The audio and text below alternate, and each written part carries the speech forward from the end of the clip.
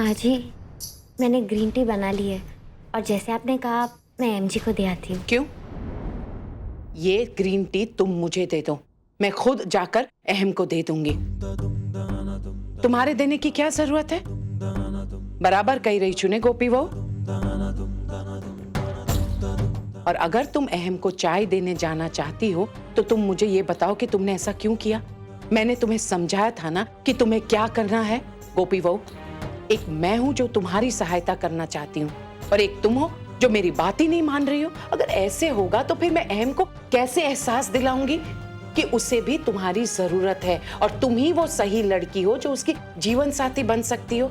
क्यों तुम अपने हाथों से अपनी जिंदगी बर्बाद करने पर तुली हुई हो? गोपी बहू, जरा सोचो, अगर अहम को लगता कि वो फाइल तुमने ढूंढी है और तुम्हारी वजह से उसे काम में सफलता मिली तो वो तुम्हें अपनी सफलता की रोशनी में देखता। माँ जी, मुझसे गलती हो गई, मुझे माफ कर दीजिए। मैं मानती हूँ कि आपने मुझसे कहा था, पर मैं क्या करूँ? मैं एमजी से झूठ नहीं बोल सकती। और माँ जी, ये बात सच है कि मैं कभी भी जानबूझ के आपका दिल नहीं दुखा सकती। वाह, कितनी सत्यवादी बहू मिली है मुझे, जो अपनी जिंदगी संवारने के लिए एक छोटा सा झूठ भी नहीं बोल सकती। कोकिला, तुम्हें तो गर्व होना चाहिए, ऐसी इतनी प्यारी और सच्चा बोलने वाली बहू मिली है। मोटा भाभी, मुझे बिल्कुल गर्व है अपनी गोपी बहू पर, लेकिन मैं सिर्फ ये चाहती हूँ कि तुम अपने इस अच्छे स्वभाव को बचाते हुए कुछ बातें अलग तरीके से करो। मेरा मतलब जैसे जैसे मैं कहूँ वैसे वैसे करो। बस समझ लो कि ये तुम्हारा इम्तिहान है अपने पति का दिल जीतने के लिए। वो मैं इसलिए कह रही हूँ क्योंकि मैं तुम्हें और अहम को पति पत्नी के रूप में खुश देखना चाहती हूँ। और ये सिर्फ तुम्हारी तरफ से ध्यान रखने से नहीं होगा, तुम्हें जतलाना होगा कि ये सारे काम तुम उसके लिए कर रही हो। अब ये सब मैं कैसे करूंगी मुझे समझ में नहीं आ रहा है। बहुत जल्दी अहम विदेश भी जाने वाला है।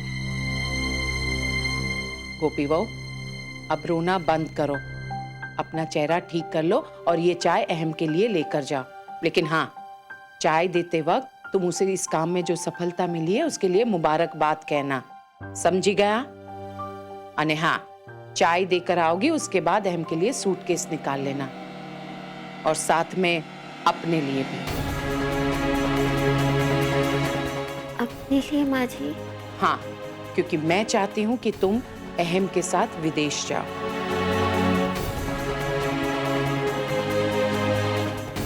अरे वाह कोकिला, ये तो बहुत अच्छा विचार है।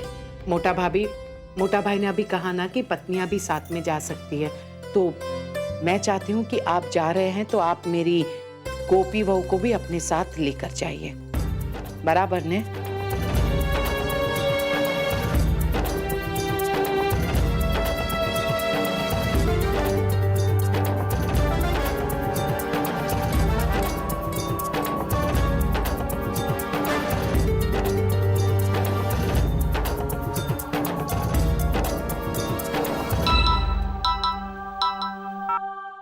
हाँ राशि बेटा बोल। मम्मी, वो आपको पता है अहम जी, पापा जी, मम्मी जी सबके सब स्विट्जरलैंड जा रहे हैं। वो पापा जी और अहम जी को बिजनेस का कुछ काम है वहाँ। तो अरे तो क्या, वो कागड़ी अहम जी और गोपी को साथ में मिलाने के चक्कर में गोपी को भी भेज रही है अहम जी के साथ स्विट्जरलैंड। शो बोली तो अब फिर से बोल। वो गोपी गवार स्विट्जरलैंड जाएगी? हाँ मम्मी, हाँ। और वो स्विट्जरलैंड नहीं है, स्विट्जरलैंड। हे भगवान, हे मारा ठाकुर जी, गोपी गवार तो शू नसीब लईने आवी छे, पर तो नसीब ज खराब छे। भगवान। Hello mummy. चुप, बात मत कर मुझसे। मम्मी, आप क्या कह रही हैं? मेरी तो कुछ समझ में ही नहीं आ रहा है। देखिए मम्मी, आप अकेली तो मेरा एक सहारा है। अगर आप भी ऐसे करेंगी तो कैसे चलेगा? हाँ, अगर वो गोपी गवार अहम जी के दिल में घुस गई तो वही फॉरेन रिटर्न कहलाएगी। और फिर मैं ही खोटे नसीब वाली अपने गऊ जैसे पति के साथ अपना माथा फोड़ती रहूंगी।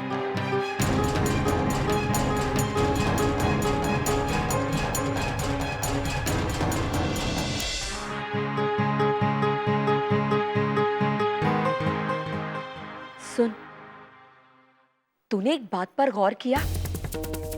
जब से तूने वो डोशी का संदूक जीता है, वो काकड़ी गोपी पर कुछ ज्यादा ही मेहरबान हो रही है। उसने उसे घर से जाने के लिए भी मना कर दिया। उसके बाद अहम की जन्मदिन की पार्टी की सारी तैयारियां उसे सौंप दी। और अब ये स्विट्जरलैंड। मम्मी, एक तो वो स्विट्जरलैंड नहीं है, स्विट्जरलैंड है, स्विट्जरलैंड। अरे कोई भी लैंड हो, मैं तो यही सोच रही हूँ कि इस सारी बात के पीछे वजह क्या हो सकती है।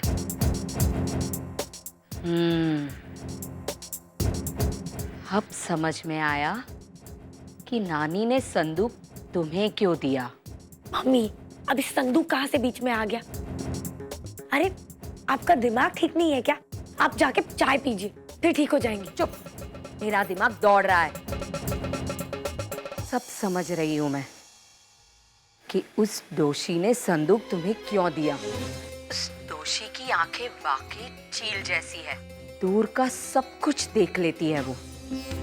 उसने तो ये भी देख और समझ लिया कि गोपी और अहम के बीच कोई रिश्ता नहीं है, और इसीलिए तू संदूक जीत गई। और शायद उसने कागड़ी को भी ये बोल दिया होगा कि अपने दीकरे और बहू को साथ ले, तभी वो संदूक उन्हें मिल सकता है। बात आमद छे। मम्मी, लेकिन उस संदूक का क्या? वो खाली संदूक तो मैं ऐसे ही गोपी को दे दूंगी। अरे संदूक की छोड़, तू तो मारी बात ध्यान थी सांभळ।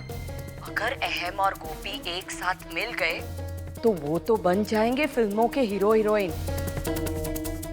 तू और जिगर रह जाओगे गाने बजाने वाले सीन में नाचने वाले गुमनाम कलाकार, जो सिर्फ भीड़ का एक हिस्सा होते हैं।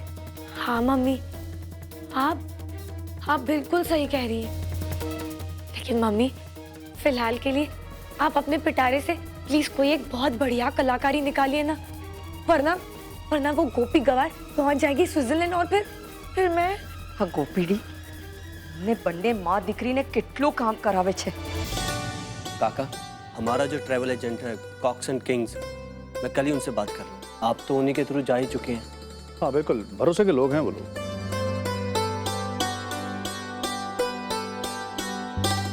एम जी,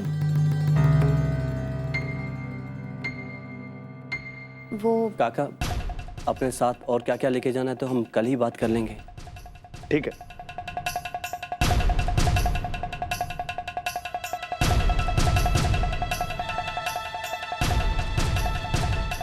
एम जी, आपकी आज की सफलता के लिए आपको बहुत बहुत मुबारक।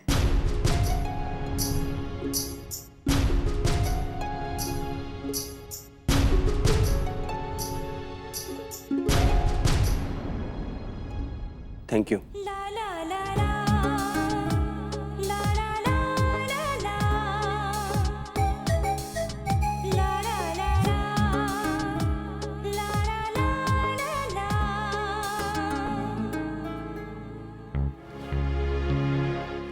अहम दिकरा, तुम्हें भूख लगी थी ना, नाश्ता कर लो। आप भी नाश्ता कर लीजिए। या भी अहम बेटा, तुम्हारी काकी तो हम लोगों के साथ चलने को तैयार नहीं है। फिर भी मैं अपनी तरफ से पूरी कोशिश करूंगा कि वो हमारे साथ चलें। वैसे भी तुम तो जानते ही हो कि जब कभी भी मैं राजकोट से बाहर गया तो तुम्हारी काकी हमेशा मेरे साथ चली है। इसलिए नहीं कि वो मेरा ध्यान रख सके, बल्कि मैं इसलिए उसे ले जाया करता था ताकि बाहरी जिंदगी का लुत्फ उठा सके। और वैसे भी ये औरतें घर के कामकाज से कहाँ छूट पाती है, और इसी बहाने चेंज मिल जाता है। मैं तो तुम्हें यही सलाह दूंगा है बेटा कि तुम भी अपनी पत्नी गोपी को साथ में ले चलो।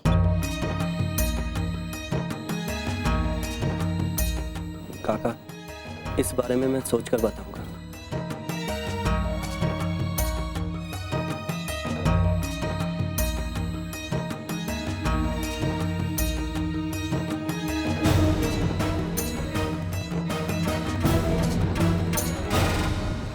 रुक रुक रुक, एक उपाय मगज में આવ્યો છે।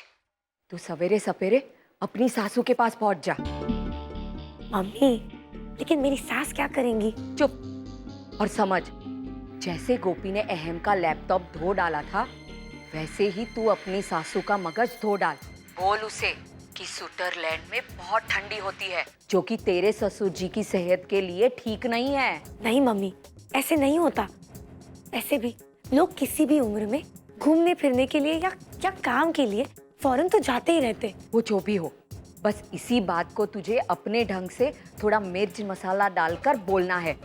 अगर तूने ऐसा नहीं किया तो तेरी सास कभी नहीं समझ पाएगी। या फिर ऐसा कर, जमाई जी की तरक्की की बात करके उसकी माँ को पिघला दे। बोलना कि अगर जिगर जी वहाँ जाएंगे तो उन्हें भी वहाँ सीखने को मिलेगा, अनुभव होगा और आगे उनके लिए तरक्की के रास्ते खुलेंगे। मैं तो बोलती हूँ कि कौन माँ नहीं चाहेगी कि उसका दीकरा बहुत पैसा और नाम कमाए। मम्मी, आप बस बोले ही जा रही है, बोले ही जा रही है। मुझे ये बताइए, मैं मम्मी जी को इतना सब कुछ कैसे समझाऊंगी? तो तेरे जो जी में आए वो कर।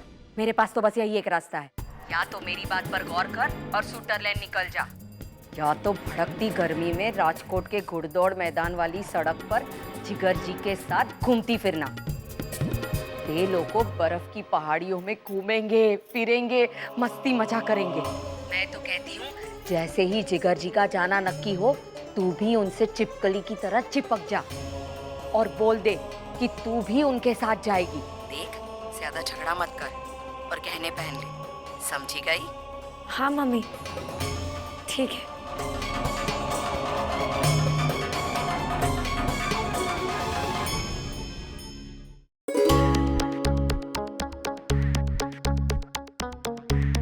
प्यारे भगवान जी, गोपी के कान्हा जी, मम्मी के ठाकुर जी, प्लीज प्लीज इस बार मेरी मुराद पूरी कर दो। देखिए, मैंने आज तक आपसे कभी कुछ नहीं मांगा है। हाँ, कभी कुछ मांग लिया होगा, पर इस बार सच्ची मैं दिल से प्रार्थना कर रही हूँ। प्लीज प्लीज मेरा स्विट्जरलैंड जाना नक्की करा दो। और एक बात, वो गोपी का अहम जी के साथ जाना कैंसिल करा दो और मेरा डन करा दो। बस इतना ही, प्लीज।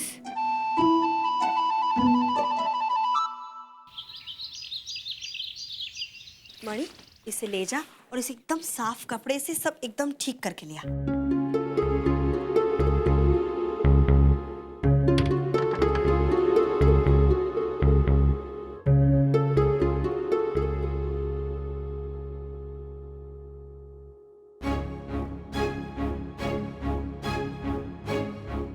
राशि, मम्मी जी, वो मैंने सोचा ही कि आप पैकिंग कर रही होंगी, तो इसलिए मैंने सोचा कि आपको आके मदद कर दूं।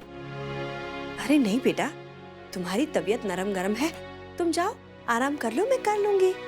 नहीं मम्मी जी, वो बस मेरा पेट दर्द कर रहा था, लेकिन अब मैं ठीक हूँ। देखो ना राशि, बड़ी उलझन है, कुछ समझ में नहीं आ रहा है। तुम्हारे पापा जी के कौन से कपड़े पैक करूं?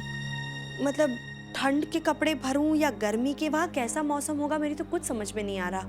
मम्मी जी, वैसे वहाँ तो कभी मैं भी नहीं गई हूँ, लेकिन लोग कहते हैं कि वहाँ बहुत पहाड़ है, इसलिए मौसम हमेशा ठंडा होता है। और हाँ, वहाँ तो गर्म कपड़ों के बिना आपका गुजारा हो ही नहीं सकता। मम्मी जी, मुझे लगता है कि पापा जी का स्वास्थ्य वैसे बहुत अच्छा है, लेकिन जितना मैंने देखा है, उन्हें सर्दी बिल्कुल बर्दाश्त नहीं होती। मैं तो कहती हूँ आप उनको ढेर सारे गर्म कपड़े पैक करके दे दो, और हाँ, उसके साथ साथ ढेर सारी दवाइयाँ भी दे दीजिए, क्योंकि मैंने सुना है कि वहाँ डॉक्टर्स अपॉइंटमेंट के बगैर मरीजों को देखते तक नहीं है। तो फिर हम ध्यान तो रख ही सकते हैं ना कि हम में से कोई बीमार ना पड़े। ऐसे कैसे? डॉक्टर अपॉइंटमेंट और हाँ मम्मी जी, आप वहाँ तो होंगी उनका ख्याल रखने के लिए, लेकिन आप बस ये देखिए कि पापा जी अपने आप को ज्यादा थकाए नहीं।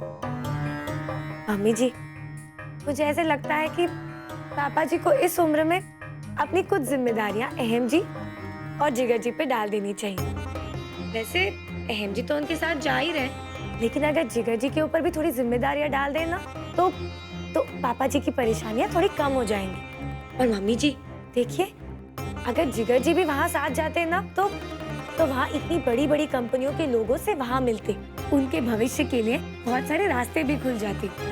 लेकिन कोई बात नहीं। मम्मी जी, वैसे मैं ये जैकेट पैक कर ही देती हूँ। और हाँ, अब आपकी कौन सी साड़ियाँ पैक कर दूँ? पैकिंग अभी रहने दो, मैं आती हूँ फिर तय करते हैं। ठीक है, जैसा आप कहें। मैं अभी आई।